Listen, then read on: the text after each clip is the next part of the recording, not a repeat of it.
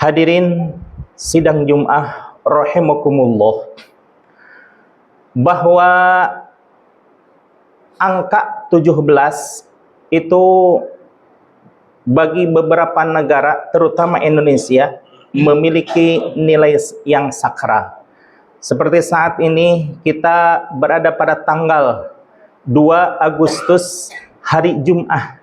Maka insya Allah 2 pekan lagi atau 15 hari kemudian kita akan memasuki perayaan kemerdekaan seluruh bangsa Indonesia.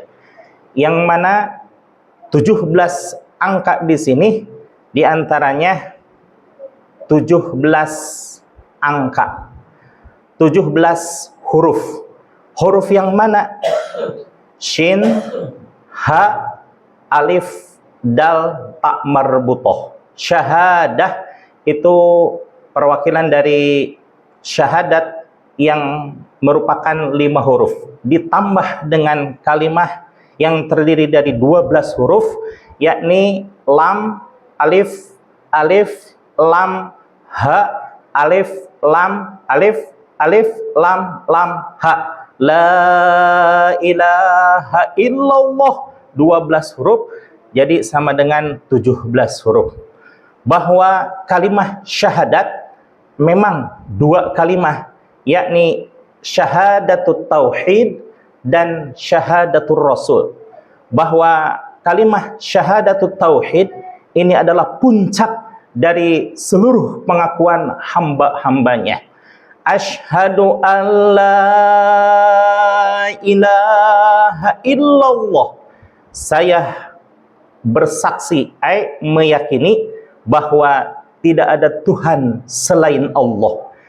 Kalimat yang pertama kali mengucapkan syahadat asyhadu alla ilaha illallah ini adalah Nabi Muhammad sallallahu alaihi wasallam.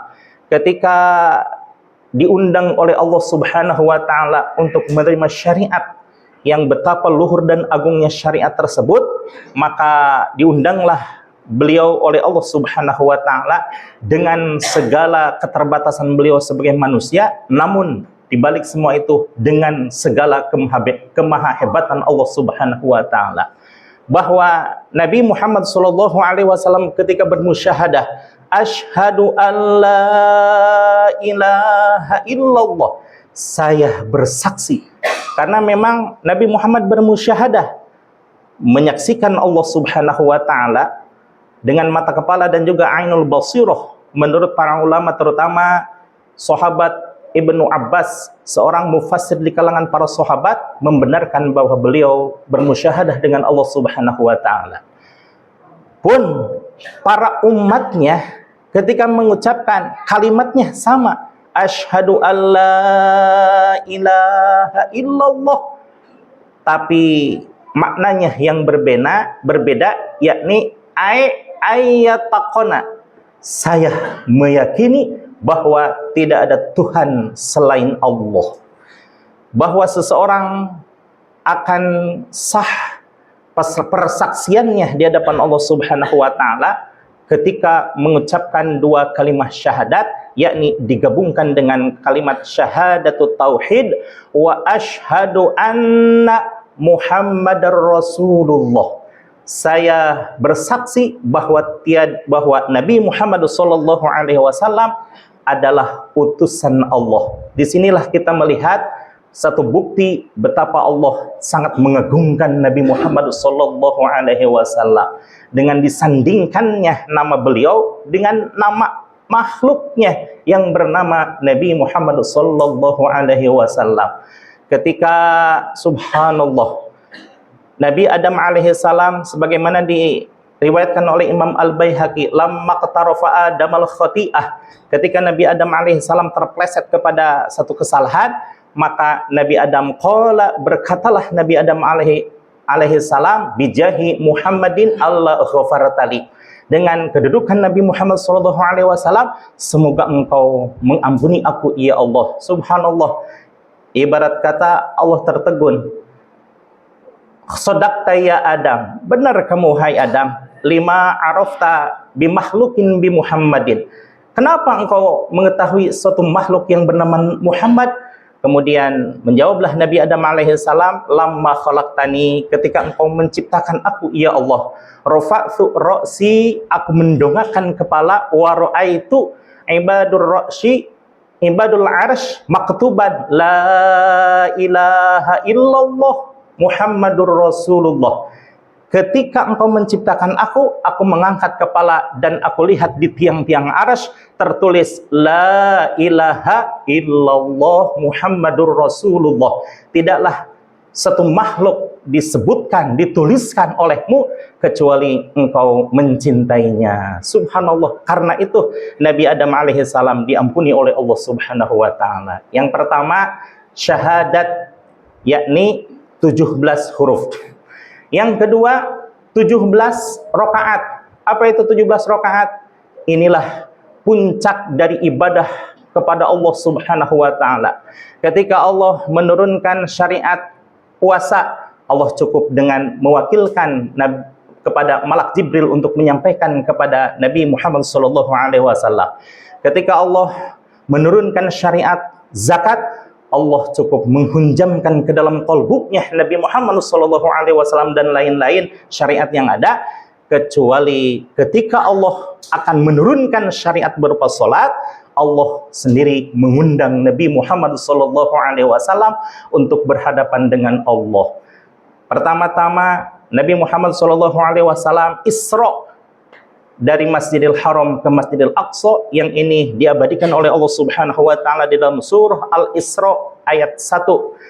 Subhanalladzi asra bi 'abdihi lailam minal Masjidil Harami ilal Masjidil Aqsa alladzi barakna haulahu linuriyahu min ayatina innahu huwas samiul basir. Ketika Nabi Muhammad SAW sudah sampai ke Masjidil Aqsa, kemudian beliau langsung naik ke langit pertama, langit kedua, langit ketiga, 4, 5, 6, sampai 7. Kemudian naik pula ke Rafrafil Aftar, ke Baitul Ma'mur, sampailah ke Sidratul Muntaha, yang asalnya ditemani oleh malak Jibril. Pada saat itu malak Jibril menyampaikan salam perpisahan kepada Nabi Muhammad. Kenapa engkau wahai Jibril hanya sampai di sini? Kalau seandainya masuk telunjukku, maka laharoktu, terbakarlah seluruh tubuhku, karena itu adalah wilayah yang hanya boleh engkau memasukinya wahai Muhammad.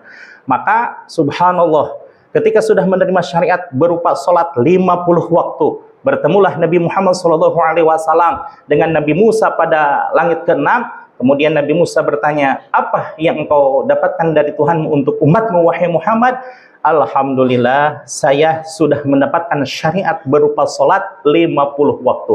Oh Muhammad, jangankan umat engkau, umat saya yang usianya ratusan tahun, badannya tegap-tegap dan tubuhnya sehat-sehat dan panjang-panjang usianya, dikasih ibadah sama Allah, ibadah 1 pekan sekali, yakni hari Sabtu, tidak banyak yang melaksanakannya, hanya segelintir orang. Apalagi umatmu wahai Muhammad, sudah mah pendek, sudah mah usianya sedikit dan sakit-sakitan, udah mintalah keringan kepada Allah. Kemudian mintalah keringan kepada Allah sampai dikurangi 5 jadi 45. Ditanya oleh Nabi Musa alaihissalam, terlalu banyak, minta lagi keringanan kepada Allah sampai bolak-balik 9 kali, barulah Nabi Muhammad SAW diperintahkan untuk 5 kali waktu sholat, yakni subuh, zuhur, asar, maghrib, dan isya, yang semuanya 17 rakaat. Kalau saja dulu Nabi Muhammad SAW Isra wal Mi'raj dengan ruh dan badannya, tapi untuk umatnya Nabi Muhammad SAW biruh, hanya dengan ruhnya saja, yakni as-salatu mi'rajul mu'minin. Jadi ketika seseorang Allahu Akbar, walaupun kakinya menapak di Cilengsi, tapi kolbunya melesat berhadapan dengan Allah Subhanahu wa taala, tapi hanya ruhnya saja. Itulah yang disabdakan oleh Nabi Muhammad sallallahu alaihi wasallam, as-salatu mi'rajul mu'minin, salat adalah mi'rajnya kaum mukminin. Itulah ibadah yang paling tinggi di hadapan Allah Subhanahu wa taala, yang maknanya adalah 17 rakaat. Yang ketiga, 17 Ramadan.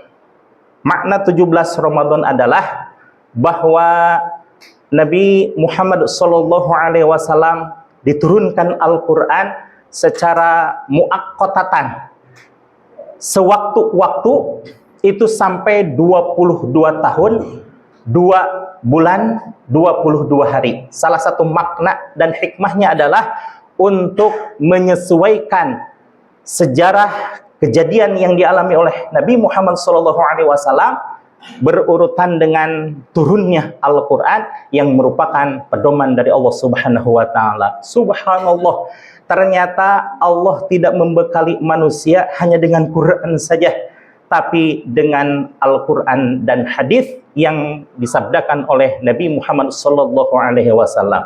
Ibarat kata, kalau suatu pabrik mengeluarkan produk, maka pasti dia akan mengeluarkan starter kitnya, buku manual.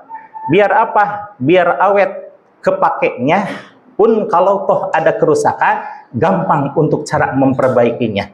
Demikian pula manusia, wabil khusus kaum muslimin wal muslimat. Rasul menyatakan, taraktu fikum amrayni, aku tidak meninggalkan emas permata juga, intan berlian dan juga istana dengan segala kemegahannya, tapi aku hanya meninggalkan 2 perkara. Ma in tamassaktum bihima lan tadillu abada. Kalau saja berpegang teguh kepada keduanya, tidak akan pernah sesat selamanya. Apa itu? Kitab Allah wa sunnata rasulihi, Al-Quran dan hadis. Al-Quran pedoman dari Allah Subhanahu wa taala, dan al-hadis merupakan suri tauladan dari Nabi Muhammad sallallahu alaihi wasallam. Kalau saja kita berpegang teguh kepada 2 perkara tersebut, insyaallah damai sejahtera, sa'idun fid dunya wa sa'idun fil akhirah, bahagia dunia dan akhirat. Itu makna dari 17 Ramadan yang awal permulaan diturunkannya Al-Quran kepada Nabi Muhammad sallallahu alaihi wasallam. 17 yang berikutnya adalah 17 Agustus. Inilah puncak kemerdekaan, puncak segala perjuangan yang dilakukan oleh seluruh bangsa Indonesia setelah dijajah oleh Belanda 350 tahun, dijajah oleh Jepang 3,5 tahun, dan dijajah oleh Londo-Londo Ireng, pengkhianat bangsa yang subhanallah berapa tahun wallahu alam. Tapi puncaknya adalah hari Jumat pada pukul 10 di Jalan Pegangsaan Timur nomor 56. Jangan lupa nomor 56 itu apa maknanya? Itu adalah pemilik rumah yang diwakafkan untuk kemerdekaan bangsa Indonesia. Siapa pemilik rumah itu? Ialah Syekh Faraj Martak, seorang pengusaha dari Yaman Selatan. Kemudian 17 Agustus mengabadikanlah seorang penyair yang luar biasa kecintaannya terhadap bangsa Indonesia dengan 17 Agustus, yakni Habib Hussein bin Salim bin Ahmad Mutahhar, yang menciptakan lagu 17 Agustus untuk membangkitkan heroisme dan spiritual bangsa Indonesia. Kemudian bangsa Indonesia pun memiliki lambang negara, yaitu burung Garuda. Siapa yang menciptakannya? Itulah Syarif Abdul Hamid, atau yang dikenal dengan Sultan Hamid II, yaitu satu marga yang bermarga Al-Qadri, seorang Habib yang berasal dari Kalimantan Timur, yang subhanallah betapa cintanya terhadap bangsa Indonesia dengan mengabadikan burung Garuda. Bangsa yang besar adalah bangsa yang menghormati jasa-jasa para pahlawannya. Untuk itu, marilah kita sama-sama untuk meneladani pejuang-pejuang zaman dahulu jangan sampai mencela dan juga tidak menghormati perjuangan mereka. Insya Allah dengan menanamkan kecintaan terhadap bangsa Indonesia, tumbuhlah rasa cinta terhadap negeri, tumbuhlah rasa cinta terhadap